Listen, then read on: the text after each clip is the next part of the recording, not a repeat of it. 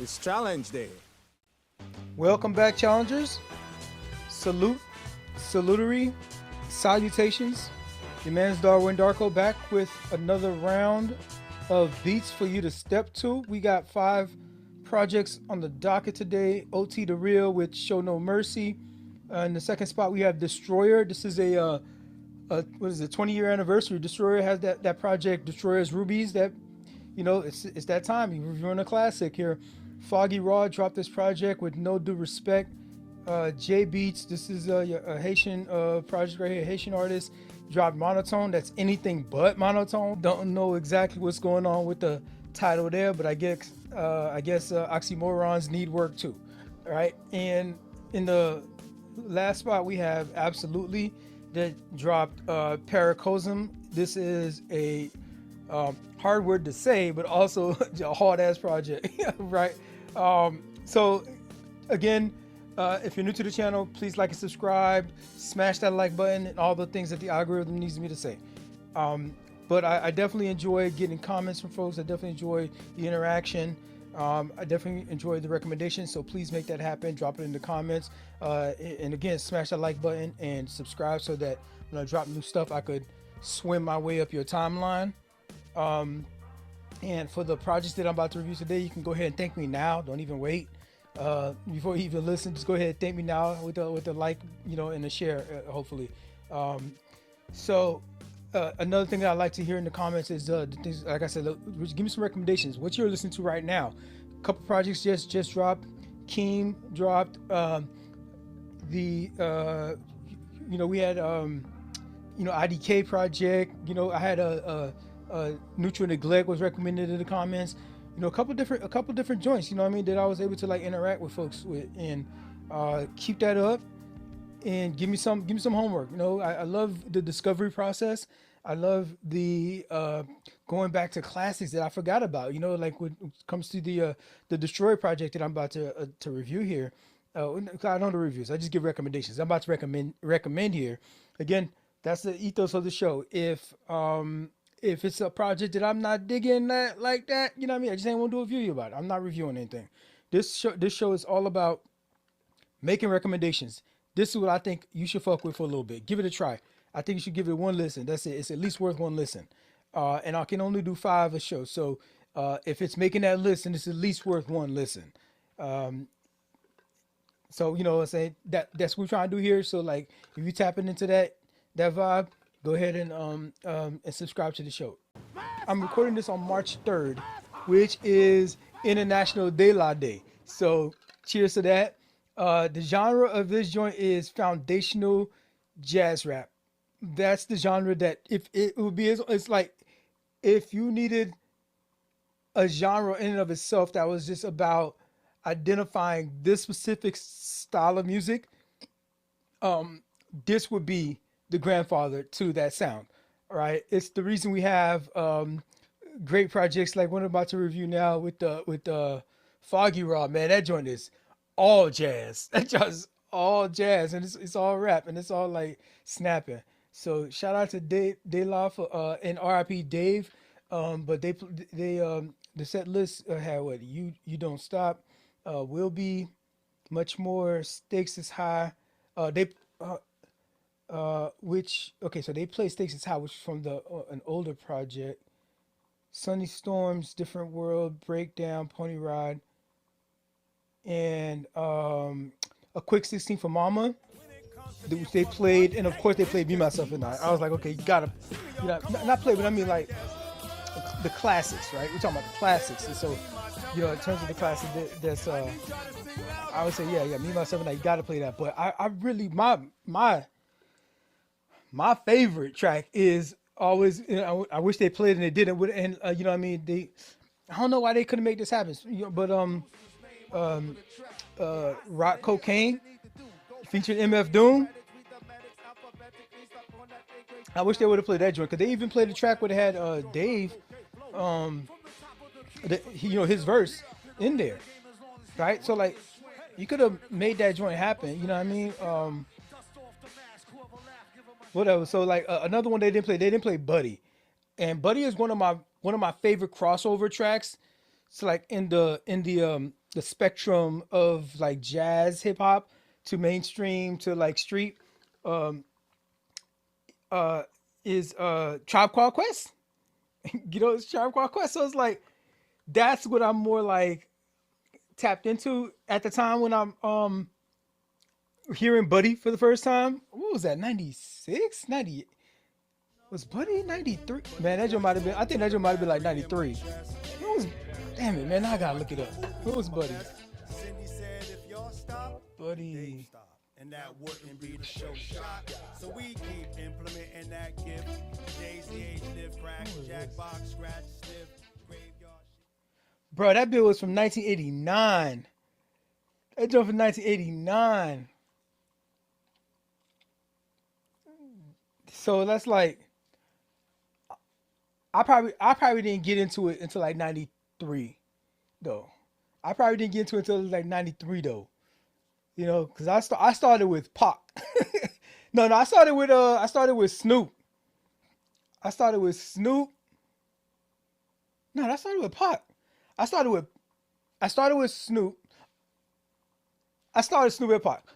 Mostly Pac, right? And that, like, but my first rap album that I purchased was on tape, and it was Snoop. It was Doggy Style. That's the first one that I purchased. But I was consuming pot earlier. I don't know exactly how. Maybe must have been more radio and like friends and stuff like that. I think, damn, I never really had this to go down this rabbit hole, but because like I was into like strictly for my niggas Pac. I was me against the world Pac, you know. Um, so I don't know how I was up on Pac that early, and then the later stuff. It was just like this is like a man. This dude took a left at Albuquerque. I still love his old stuff, Machiavelli. You know, I even rock with it. I know a lot of people don't really fuck with that like that much, but I still rock with that, and of course, All Eyes on Me. Anyways, um, De La Soul is on the foundation of just how much I love Tribe, you know, and knowing how much I love De La. You know what I mean? I'm more, like I said, more Tribe than De La, but like that's foundational stuff. That's foundational stuff. And like early Tupac was jazz rap. Early Tupac was jazz rap. So there, you know, he's on that tip too. Like go back, listen to freaking me again. Is it, yeah, strictly for my niggas, man. It's oh Tupacalypse Now. Tupacalypse Now. Go listen to that. That's when you go listen to that. And it's a nostalgia. So that's the thing, man. When you like when you got some of these acts come on Tiny Desk, um you know, it helps bring back that nostalgia factor, right? That whole, you know, I was there at a particular time kind of thing, and like you just remember where you was, you know what I mean, and it brings you back. So, uh, and it still holds up. It still holds up, man. They have a moment where they sing. Was it the a quick 16 for Mama? They had a moment, and um, it just brought all kinds of memories back for me and everything like that. So it's a beautiful song. Uh, because and you remember, you know, Tupac got Dear Mama. You know what I mean? So like it's all on that bridge, you know. And this is another one like you are appreciated sort of type of vibe on this joint. So shout out to that Tiny Desk. That's all I'm saying. Go listen to the whole thing, and they look good. They look healthy. They look happy. They do some great crowd work. They're just doing good call and response. They do it all. It's a whole ass concert at a desk, yo. Tiny Desk concert, indeed. That's what it was. That's how it should be. That space, the energy they brought, they gave life to that room. It was magic.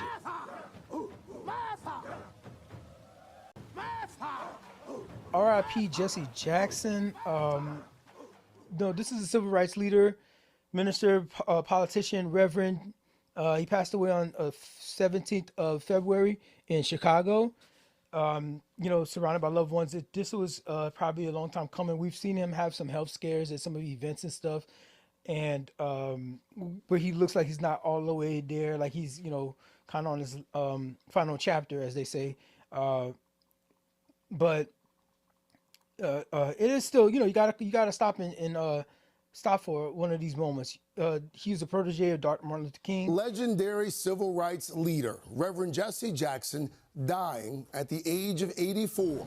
I'm human. I am God's child. After decades in the public eye, watching a country change as much as he did, Jackson, born in 1941 in Greenville, South Carolina, was a young protege of Dr. Martin Luther King Jr., his life changing when King was gunned down in Memphis. Jackson, literally, there by his side. It sounded like a stick of dynamite or a large firecracker. And when we turned, all we could see was police coming. Police were coming from the direction of the shot. Had been lined up along the street. And is a prominent figure, of course, for the civil rights movement, founder of Rainbow Push Coalition, where he ran for president. You know, just the only black man to successfully get the Democratic nomination twice. Well, no, Obama got it twice. But well, this is just to get nominated, right? So he's two-time Democratic nominee, presidential candidate. So he is kind of thing where like he crawled so that a person like Barack Obama can walk, right? And so he's a giant, and you know he's not a perfect person. Nobody is. But you have to give him his credit where it's due, and to what he meant to the movement for civil rights. And it's a sad state of affairs that we see a lot of those same civil rights that folks like himself and what's the good brother name from Good Trouble, Make Good Trouble. Shoot, his name slips me right now, but I'll put it in post. It sucks to see that we're taking such a steps back in this country. Not just for black folk, for like a lot of people, a lot of it's just like the whole country is step backwards from women, Native Americans, the poor in general. Just like everybody's like taking a step back. Farmers, rural America, losing subsidies and stuff like just like it's going somewhere. It's going somewhere, but it ain't going to us. Us down in the proletariat, right? So, RIP. But that was his whole Rainbow. I saw all that today. That's the Rainbow Coalition was all about gays. The Rainbow Coalition was all about that. Bringing all these disparate groups together. This is kind of where I learned probably my first introduction to intersectionality. I don't know if I've ever heard that word back then, but it was sort of a grandmother to that, a grandfather to that concept. Because Rainbow Coalition was like, yo, look around. And then look up. You see them? They got all the goodies. You know what I mean? And they ain't spreading it around here. We're in the same boat. A book I recommend multiple times. It's called White Trash. And that's the title of the book. It's an academic, historical recounting of that history of coming up with that term to oppress poor white people. Y'all embrace it like we embrace the word nigga. Put in y'all country songs and everything. That's wild. But the Rainbow Coalition like brought all of y'all in. And that's exactly what Obama ended up running on when he ran. Bigging up like that, broadening that umbrella of it becomes hard. It becomes hard to form consensus. I'll give you that. But as long as we rally around the one central big idea. I'm a project manager. We use the word epic, and we centralize ourselves around that epic, the bigger picture. and we see it's dim. It's dim against us at the most fundamental level. All that other shit we can figure out. All that shit we can figure that shit out. That's easy. That's easy money. That's easy money. We just need to like tap into that Rainbow Coalition ethos. And Bernie Sanders was on that. Bernie Sanders was on that heavy. I blamed him for a little bit of it too, because I was like, yo, he keeps talking about this, a rising tide lifts all boats kind of thing, which how he would put it. But I was like, yo, black people need something though. Black people like just insisting on like we need a specialized, and we do. I still think we deserve that. We need a specialized, strictly identified. We need reparations, my guy. You know what I mean? We need reparations. We need, like that targeted freaking investment into the black community. And I wasn't getting that at the time. I still believe that, but like now though, like in terms of tactfully getting there, like practically getting there, we need this coalition more now than ever. More now than ever. We're seeing it on the right. They are very disparate communities that really don't fuck with each other like that. Really don't. You got some conspiracy theorist people in the same same boat as billionaires and millionaires. Like they been hated billionaires and millionaires. They think everything is a secret cabal, and then they found out that Epstein files has a list of dudes and that do this stuff, and that they have all kinds of immunity and power to like do all kinds of like they still never, not one of them ever faced any justice. We got former Prince Charles now maybe going to court. He lost his title. He's been living in mansions since. Who knows what this court thing will do? But even if they got one, okay, we got one scalp, bro. They've been running this joint. Literal secret cabals of people running the country, right now. Not the world, the whole world. They're running the world. It's just money at the top of it all. Whoever runs it, money and power, and they just moving pawns on the board. We just pawns on the board, not realizing that can't one king take down all his pawns, bro. Yo, king can't, bro. You get that? You can't. There's this diagonal spot right here. I wish you fucking would. I wish you fucking would move. Bust a move. You know what I mean? Bust a fucking move. So, can't take all of us, and one of us bound to be that diagonal spot. So maybe it's you. It ain't me. I did my part. This is it. Me going on this like random ass rant to say R.I.P. Jesse Jackson at the end of the day. That's all I'm really trying to say. If you've been paying attention to the underground for the past few years, OT isn't a new name. Out of Philadelphia, he's carved out a lane built on old school delivery and street level storytelling that doesn't flinch. No cosigns needed. No radio friendly pivots. Just a steady output of EPs and singles that have built his reputation the honest way. The respect is earned. Show No Mercy dropped on February 12th, and it doesn't feel like just another project in the queue. It's OT planting a flag, a reminder of exactly who he is and what he's here to do. This is hip hop that doesn't sand down the rough edges and make itself easier to swallow. Here's what's actually going on under the hood. The beats stay out of the way on purpose. Producers nickel-plated, Ice Rocks, Red McFly keep things lean and deliberate. Nothing here is trying to be cinematic or sprawling. The production gives OT's cadence room to breathe and his words room to hit.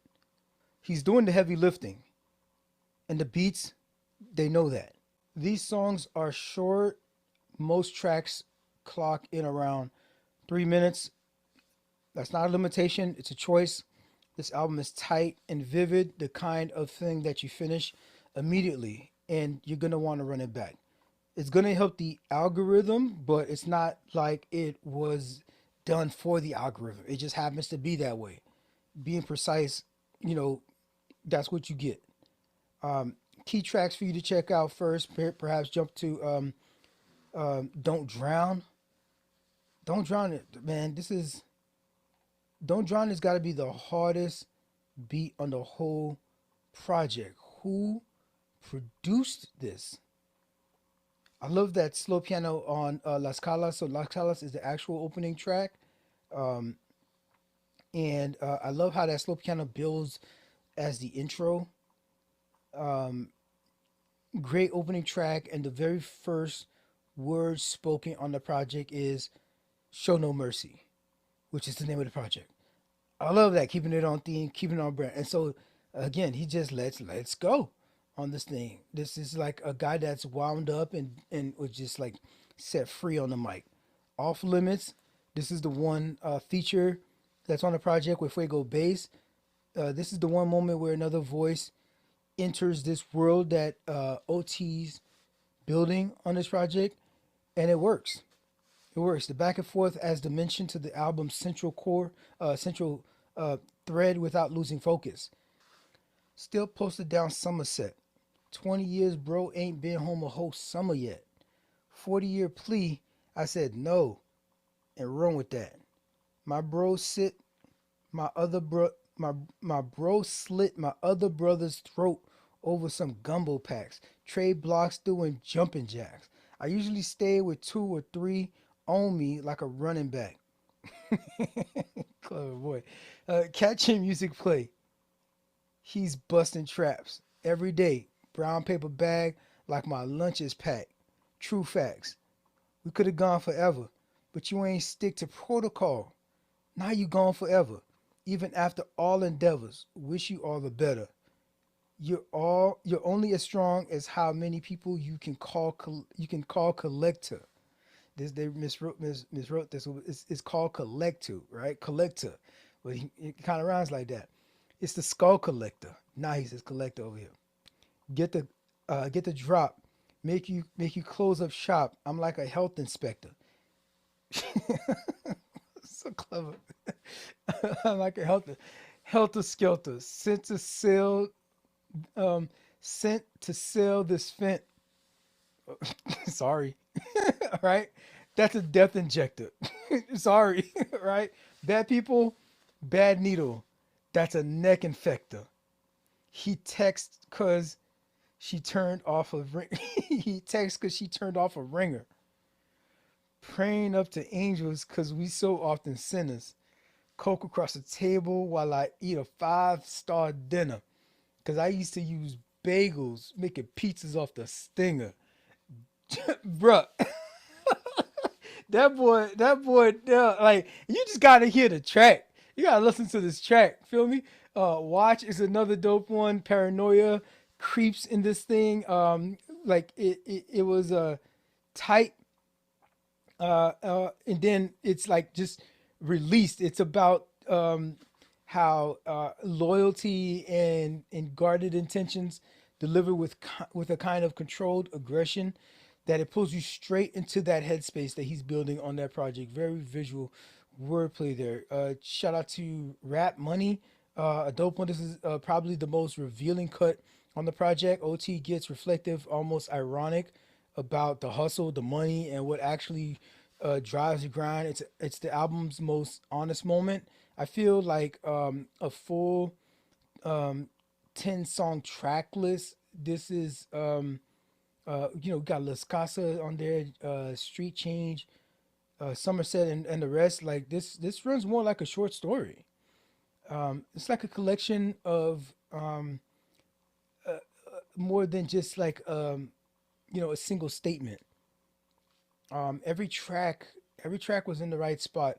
My main takeaway for this thing is that Show No Mercy is an uninterrupted stream of thought from someone who isn't performing for an audience. He's just telling you what it is. It's honest, it's pragmatic, in a way that feels rare right now. This isn't background music. It's not for a house party, or probably not for a workout playlist. At least, I don't know that. Them first, at least not on first listen. Not on first listen. But after that, they got some joints on here hit hard. So it might give you some energy. Headphones in on this one. Maybe you're on the train, maybe you're walking somewhere with a lot on your mind. The vibe is realism. Tough where it needs to be, vulnerable in quick flashes, never sentimental about it. If you want something grounded and unfiltered, OT delivers exactly that. There is an album worth your time that just dropped. With No Due Respect by Foggieraw. It landed February 27th, and it feels like a moment this DMV raised Ghana-born MC stops being someone you follow closely and starts being someone everyone knows about. If you've been around the social media spaces lately, Foggieraw wasn't exactly under the radar. Singles, strong visuals, a style that sits somewhere between rap and spoken word in a way that actually works. Tracks like Prairie View, Stay a While with Ari Lennox, and Love Don't Cost a Thing showed his range and built the anticipation. But those were table setters. With No Due Respect, this is a meal. A full 17-track album that doesn't rush itself. This isn't a 30-minute tape designed for casual streaming. It asks you to sit with it and that it's worth paying attention to. In all, it's 51 minutes. It's a perfect time to take a rap break. 3 things about this project that stand out to me is, first, the features are doing real work. Larry June shows up on Disrespectfully Declined. Check out the music video for that. Recently dropped. Ari Lennox on Stay a While. John Legend on Grow Up. And none of it feels like feature stacking for the press release. Each voice carries its own counterpoint to Foggieraws' energy, pushing the emotional stakes to the tracks that they're on. The production is deliberate, not loud. The piano lines and steady bass, horn samples, nothing here is competing for Foggy's voice.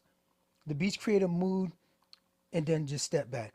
Across 17 tracks, that restraint keeps things from feeling exhausting, which is hard to pull off at that length. You're asking people for an hour.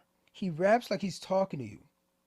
Whether the subject is love, identity, fate, there's a conversation, spoken word quality to his flow that never loses rhythm. Some of these lines feel like something you write in a notebook at 2 a.m. when your thoughts finally start making sense. Tracks like Unisex, this is a gentle but grounding opener that sets the emotional temperature for everything that follows. Faith lies, man. This is straight poetry. This is straight poetry. They ain't teach you how to do all that gyrating in a book of lamentations. What would your pastor think? Remember your old boy didn't slide, didn't give you ride, left it for me to drive? What would that bastard think? Who'd you thought you'd be out here all on your own, paying off all your loans? What would Fastfor think?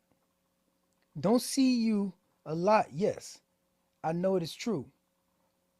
But I still call you my boo. What would Casper think? High as the northern lights, like, what would NASA think? Hiding you in the house, like, what would Massa think? My life a movie, give a fuck what the actors think. Visions of you, give a fuck what Raven Baxter think. Do these jeans make me look fat? I think. Even fatter, I think. Only care about what God and Rob Glasper would think.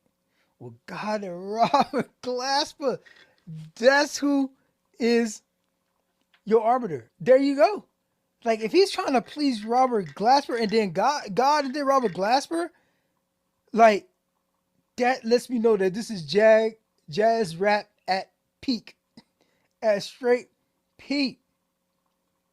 Blink if you hear a vibration and you feel me. Blink out there. If you feel me out there, if you feel the vibration, you feel me, blink on time. Let me know you're alive. Blink like roller skate movie from the Disney.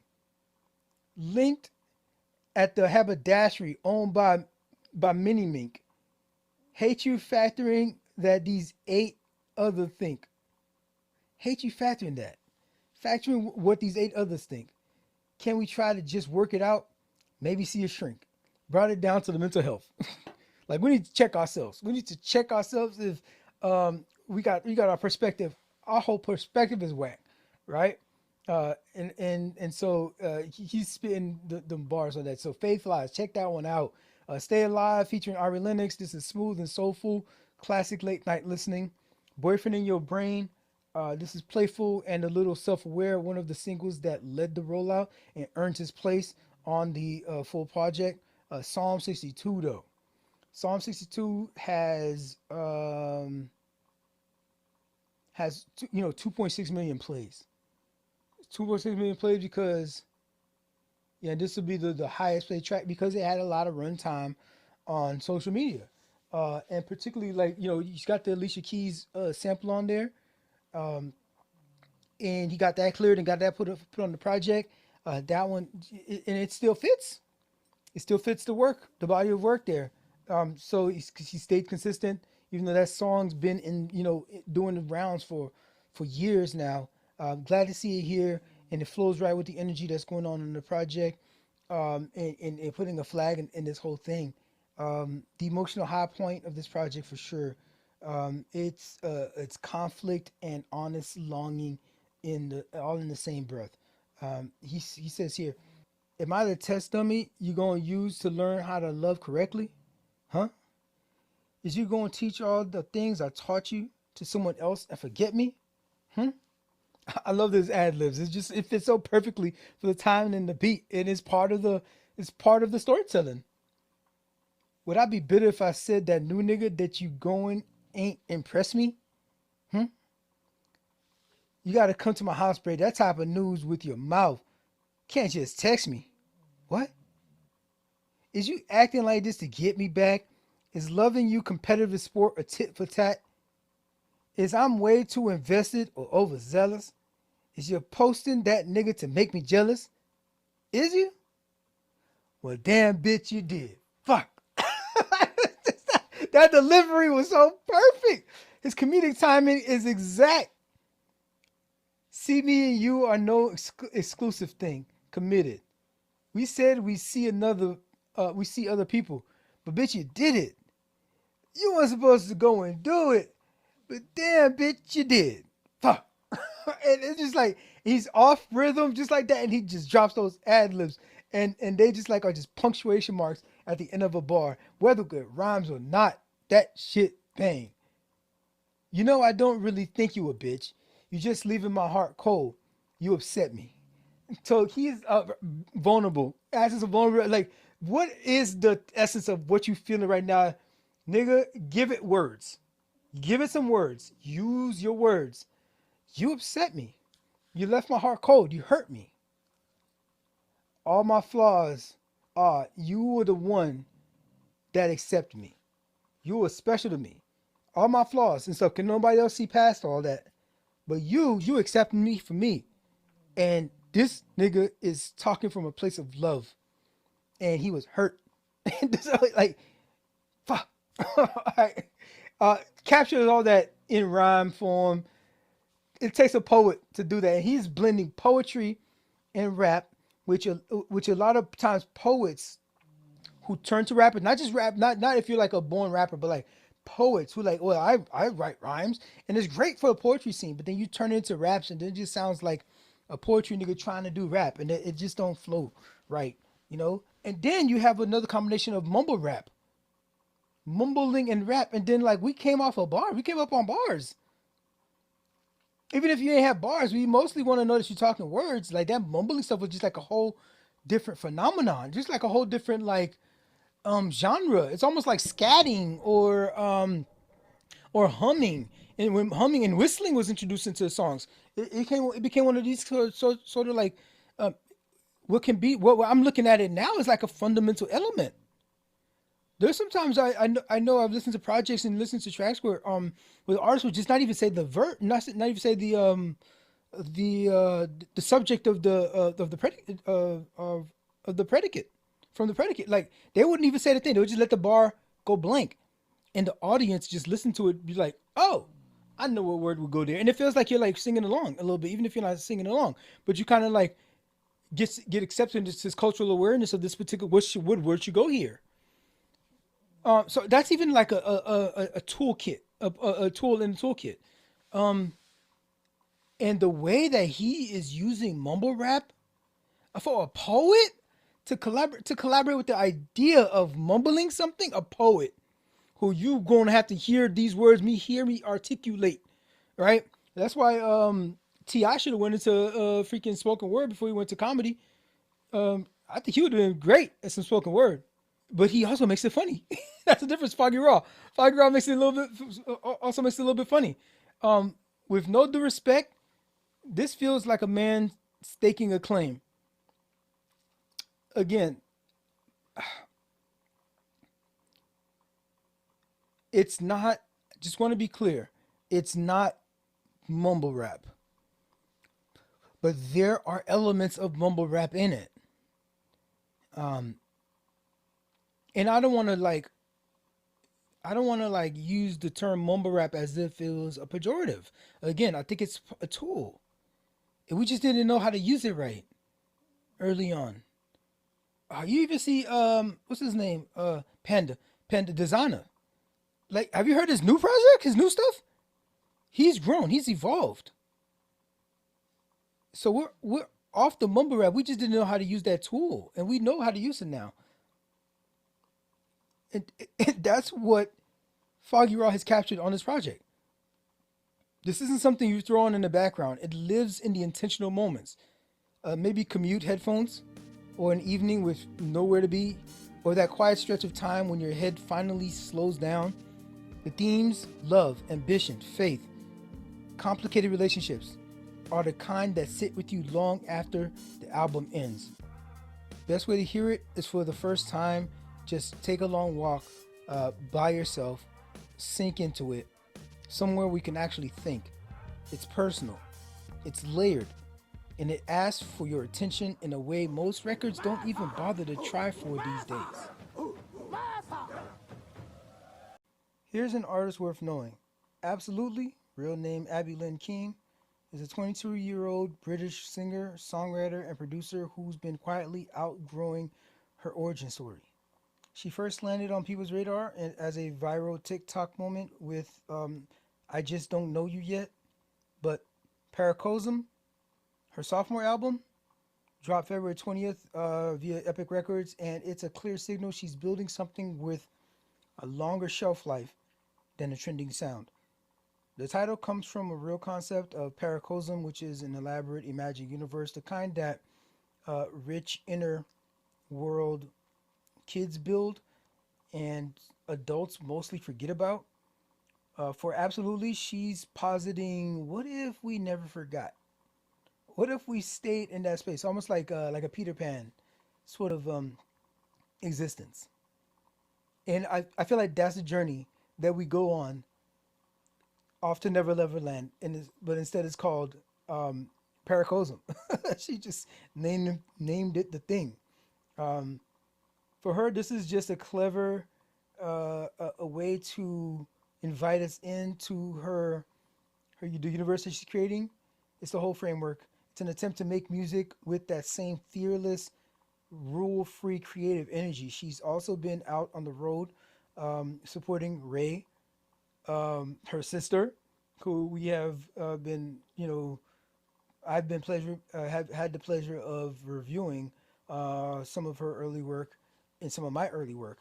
And so she's been supporting Ray, supporting Ama across a European tour, a tour of, I think they're doing a tour of arenas, which has brought her to a lot of new ears right as this project lands. The rollout has matched the concept, less here are the singles and more world building. Each drop has added atmosphere rather than just noise in that rollout. 3 things about this record that's worth your attention. It sounds more like a film score rather than a pop album.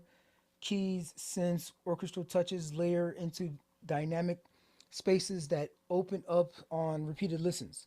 This isn't flat, compressed streaming music. It has dimensions. She made it like a kid would. Absolutely has talked about approaching Paracosm with no rules, no fear, just pure expression. And you can hear it. Nothing here feels engineered for a chart position. It feels like someone making exactly what they wanted to make. The genres blend, they don't alternate from pop to electronica to jazz to R&B. There aren't separate lanes on the album. This is a pop track, or this is clearly R&B track. They're all in the same mix at once. The result is something that feels comprehensive, like a world in its own internal logic. Where to start on this project? Nowhere to hide and natural disaster are natural disaster and nowhere to hide. These are your 1 and 2 on the project, the opener and the follow-up track. These tracks are less talked about, but they show the album's dramatic range better than the singles do. No audience, of course. She has some visuals out for that. She did. I think there's like a official Vivo video for that one. This explores the performances and vulnerability in a way that doesn't feel like a concept exercise. It just feels honest. There's a part where she gets on the ground and gets on her knees, and it just feels like she just felt like that in the moment and decided to just go with it. So shouts to her for living in the moment in that case. The title track, Paracosm, this one is emotional. It's the concept that is centered on the project. Lush arrangements, strong mood. It earns its place as the anchor for this ambition. I just don't know you yet. This track that puts her on the map. It's worth revisiting in the context of the full album. You can see that it has, I Just Don't Know You Yet has 3 million plays, right? And the next highest track would be Paracosm, which is the title track, which comes right before that one. So good idea in sequencing that to where it comes back to back.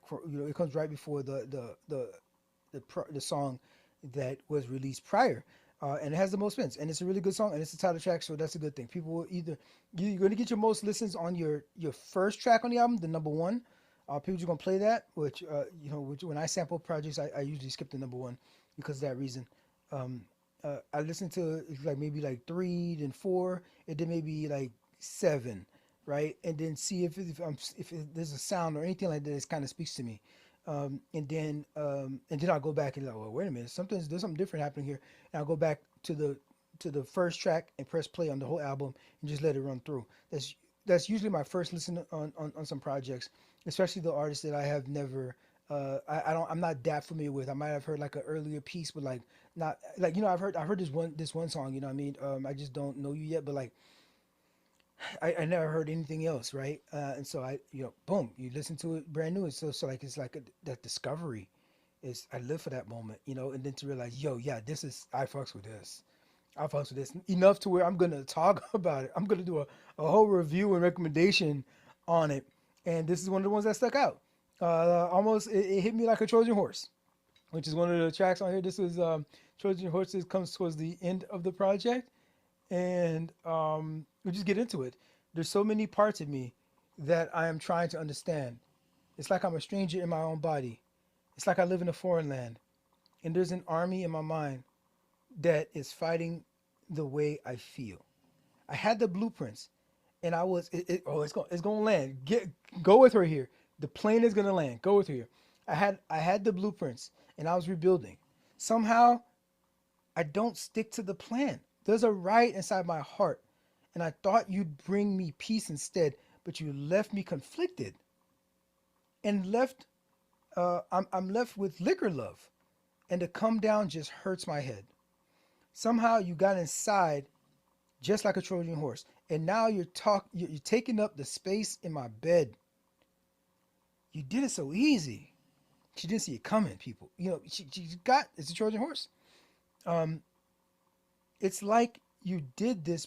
It's like you do this professionally, and now you're kissing on my skin, like it's confectionery, a recipe for disaster. Bars. Keeping the motif going right there, right? The imagery there. If you ask me, I swore that you could never. I swore that you could get nothing past me. Now here you are, you're creeping in and sneaking by. Now I'm looking like I would let anything slide. I can't let you fuck up my life twice. And just landing that plane, just coming to the realization like, nah, no. I said no the first time. I'm going to trust myself. I know what bullshit you want. I know what type of time you want. And you know what I mean? Good for you. Go and be blessed. And that energy and my energy didn't work the first time. This is taking a stand. This is standing on your square of healing. You haven't changed. You're the same person. Nah, I'm not accepting that same person back into my life. I'm not about to let you fuck up my life twice. That's some beautiful stuff. All 13 tracks are designed to be heard in order. This is a front to back listen type of work, body of work, like walking through rooms in someone's head rather than shuffling through a playlist. She goes on a run. She goes on a run from, I think, track number 9, Elevator, to Paracosm. I think it goes on a run of like some continuous segues on this joint. Paracosm is an invitation to slow down. The overall feel is cinematic and meditative. It's quiet in places, dramatic in others, but always deliberate. It doesn't work as background noise. It works when you're actually listening to the track. It's best to experience it maybe on the first time solo. You're on a walk. You got the headphones on. You're able to listen, but you don't have the headphones loud because it resonates in and of itself. So maybe you still want to hear some of the city sounds. You still want to hear maybe the crickets, right? I don't know if you got cicadas back out where you are. I don't know if you're the cicada yet, but there's some sounds, some nature sounds, while you're taking maybe like this evening stroll. It rewards patience in a moment where most music is built around fast food, easy consumption, grabbing attention in the first 10 seconds. This is why they start off tracks with, they start off a lot of projects, a lot of songs now with the hook. They started with the hook before they even get to a verse, before they even get to just like an intro, some intro measures, you know what I mean, for to let the guitar do its thing, or let the piano or the chimes just like glide you into it. No, there's not a lot of projects doing that these days, and so she's letting things build, letting it breathe. It absolutely isn't just releasing songs here. She is world building. This is harder thing to do than it sounds, and she pulls it off. This one will stick around. Now, here's an album worth talking about 20 years in. Destroyer's Rubies by Destroyer. It came out in early 2006, and it's one of those records that still holds up in a way that feels almost unfair. Emotionally messy, lyrically sharp, and generally alive in a way a lot of music from that era isn't anymore. Destroyer is the ongoing project of Canadian songwriter Dan Bajar, someone who writes like he's been up too late, reading too much, and has a lot of feelings about it. His catalog is all over the place, in the best way. Early lo-fi weirdness, the lush lounge pop of Kaput, more abstract stuff in recent years, but Rubies, was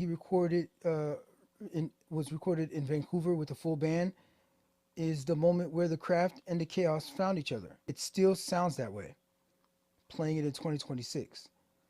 Worth noting, the album just turned 20, so this is why we're celebrating it today. And limited vinyl repress has brought a fresh wave of people back to the project. Meanwhile, Bajar hasn't slowed down. He's put out Dan's Boogie in 2025 and is out on the road with a full band as we speak. 3 things about how this album was made that you should pay attention to is that it sounds like a band in the room. Bajar wanted that, and you can hear it. There's no overproduction here, no sheen. It's warm and imperfect in a way that feels deliberate, like everyone in the room was present and paying attention. On message. The melodies do real work. Bajar's lyrics zigzag and loop back and on themselves, and yet songs don't feel hard to follow. There's a folk rock backbone underneath all of the complexity that keeps things grounded. You feel it before you fully understand it. The band earns their place. Guitar lines, baritone sax, rhythmic accents, none of it is decoration. It fills out the record without crowding the songs. Oh, some key tracks. Of course, you're going to want to jump straight into the project on song number 1, Rubies. This is the title track, and it's listed first. This is a sprawling and poetic track that it still manages to catch you off guard, no matter how many times you heard it. And it's a 9-minute song. Putting that 9-minute song on repeat, you know it's a whole vibe. It's a story in and of itself. Your Blood follows that up. This is a seamless transition. It's not quite a segue, but something about the energy feels that way. European Oils. This one is dark. It's more cinematic. The kind of track that stays with you even after the album ends. Then there's Painter in the Pocket. Painter in Your Pocket. This is a great melody that moves between bare and buoyant. One of the most immediately likable things on the record. And then you run into Luda's Folly. This is a fan favorite for good reason. The lyrical turns are genuinely surprising, and that's like 1, 2, 3, 4. I think that's like a 5. That's 5. That's a 5 for 5. That's a 5 for 5. Like that's opening track. Like that's good stuff. That's way to start a project with a freaking 10-minute song. Usually people put that at the back end of a song. Damn, they were doing this in 2006. They usually put it at the back end of a playlist of a project of the album. Oh man, they start that joint off with that, and they're committed. I mean, he's committed. Him and the band, they're committed to. They're jamming it out. So that's dope, and I love being reintroduced to that sound from back then. Like I might have given this project like maybe 1 or 2 listens back when it dropped, and I was on some indie rock heavy back then. But that joint, it was great to nice moment to go back and catch up. 20th anniversary, you know, a classic when you hear it. It holds up till today. If you haven't heard Destroyers Rubies before, picture someone who's equal parts novelist and frontman, the kind of person who challenges you to think while also making you feel something. It's indie rock with real literary ambition, but it never disappears up its own premises. You feel me? This is a headphones listen, late night, maybe a walk somewhere quiet. It shifts between slow burn, reflection, and moments of real emotional clarity, the kind that makes you feel something without trying to. It rewards your attention without demanding it. As for where Foggieraw is now, he's still putting out music. Like I said, he dropped was it Dance Boogie in 2025. But 30 years in, you know what I mean, his voice still sounds the same, still sounds healthy, still sounds weird, a little bit yelpy, you know what I mean, completely his own. But it still resonates. This next project comes from JBEATZ. This is a Haitian-born artist, producer, and multi-instrumentalist who's been doing the quiet work for a while now. No big mainstream push, just a steady body of albums and singles that have built a real career for him as someone bringing contemporary rhythms with honest, felt lyricism. Monotone dropped February 14, and the rollout matched the album's energy. No spectacle, just intention.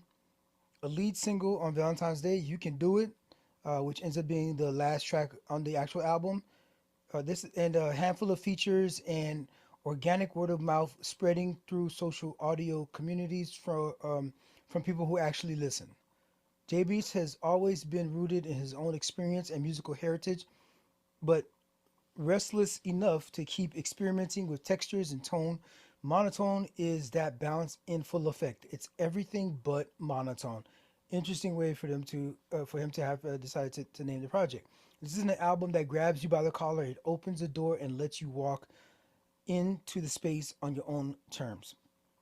Three things about this project worth checking out and worth paying attention to. JBEATZ produces and engineers most of this stuff himself. That matters.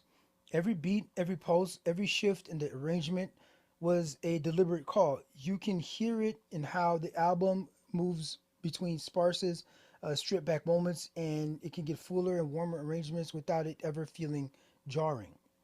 The instrumentation feels lived in. Tracks like Unposé featuring Zile, who is an artist I featured last year for a dope project of her own, layer guitars and backgrounds in a way that's warm without being precious. Nothing here is overproduced. It sounds like someone who actually plays instruments made this project, because they did. The features add color without crowding the room. Zile, Young Rich, Yanni Martelly, Tony Mix, these aren't just names on a playlist. Each one enhances the emotional shape of where things show up. The album has a collective energy that feels personal and lived in throughout. I'm Okay is the opening track on this joint. It's a reflective opener that sets the tone honestly, steady instrumentation, real lyrics, no warm-up needed, just jumps right into it. Unposé, of course, featuring Zile. This is a standout moment that embodies warmth and collaboration, and it dives deep into a personal relationship. Like, what are we beefing about? Unposé. Let's take a break off of this. Let's stop off all the. Let's take a breath. Pretty much is what they're saying on that song, and it just feels like, what are you mad at? I don't know what you mad at. I can't even remember. Type of things like, let's just call a time out on this and just chill. You like me, don't you? Yeah, I like you.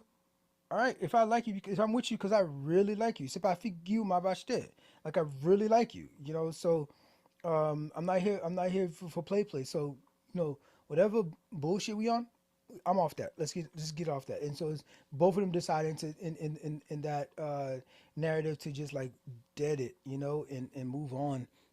Is kind of relationship goes, right? Again, one of the best moments on the project. She's My World. It's one of the most unapologetic love songs I've heard in a long time. And I'm saying unapologetic, like, well, if I hear usually like a love song in hip hop, there's always a space for, especially on the men's side. Okay, so here's how it goes. Okay, fine, I'll do the gender wars thing. On the male side, it's always on some, I could get all these other bitches, but I chose you. You know what I'm saying? Or it's like it's still gonna be self-centered. Like I need you to like fulfill something for me to feel like I'm a real man. So it's still like self-centered. And then on the women's side, so here's the gender wars part, is that women will be like, oh, you're a dog, you're a dog. All the songs like the man is a dog, the man is wrong, the man is like broke or he cheated or something like that. SZA does some of this where she like unapologetic, like Adele. This is your clear example. It's just like, I messed up, my bad, I did something wrong, right? And you're meeting this intersectionality of that in one of the previous track, in the previous song, right? But here in She's My World, this is just all love. This is all just like consolidating energies, and coming together. So that's dope track. I think folks should check that one out. The project wraps up with You Can Do It. This was the one that was released on Valentine's Day. There's a music video for it and everything, well produced, and it earns the moment of being the closer on this thing. It's uplifting without being corny. It's groove forward with something to say. The visual that they really, the project, this is a story that any Haitian American can relate to, right? Especially if like you've seen the women in your life your cousins and them, you know what I mean, your sisters and them, they go through this whole story. You can see it, right? But I don't want to overlook Napsufwi and Sex Elevator. These bring bolder rhythmic energy that contrasts the more introspective stretches throughout the project, and it keeps the album from sitting in one pocket that can get monotone, right? This is overall a soulful project. It's a considered project that, despite the name, is anything but flat. It's subtle when it needs to be, and it hits hard when it counts. And throughout, it stays honest. JBEATZ isn't performing emotion here. He's just showing you his. This one best experienced out loud. I'd say that folks should be in a crowd, should be in a group, make it a get together. It's a soundtrack for those slightly nostalgic moments where you all are being drawn back, kind of like the scene in the Shake Shack in Sinners. You don't know you're stepping into it, but those moments, they hit hard and they're easy to feel. The kind of night where the compa swinging gets to swinging and nobody's in a rush to leave.